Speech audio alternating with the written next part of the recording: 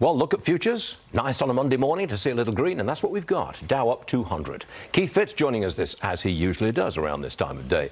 Keith, I say big tech earnings this week are an AI reckoning. They gotta produce the results from AI or they disappoint. What say you? 100% in agreement, Stuart. This is going to be all about the public's imagination and confidence from the institutional investors.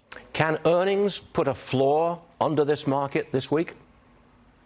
They can, but there are two obvious big caveats. There's the Middle East situation, and there's also Russia. So I think those things are going to weigh heavily, but yes, it is absolutely possible. Now, we're expecting profit gains, especially from Microsoft and Alphabet, in the range of, what, 20%? That's what we're expecting. That's what we're looking for. It would be a huge disappointment if they don't measure up to those lofty expectations.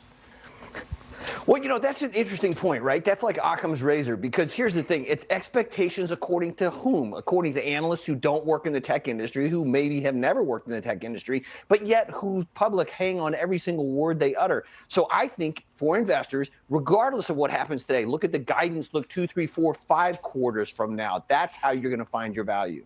You got to tell me what you make of Tesla. It's just barely holding on to $140 a share this morning. Actually, it's right there at 140. How low does this thing go?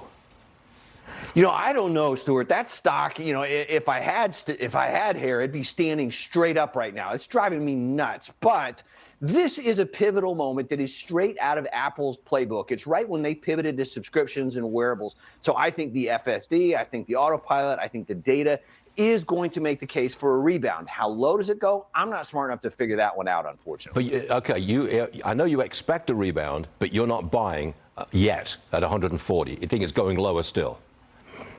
No, actually, I'm going to be buying. What I've done is I've slowed down my buying. I've slowed down how I'm buying, but I'm continuing to put some chips on the table because I think this one plays out over 3 to 5 years. That's my time horizon. I'm confident, even though the stock is making me bananas at the moment. Yeah, I understand that. Now, of the big tech stocks, companies which report this week, which is the most important? Which one are you looking at most closely?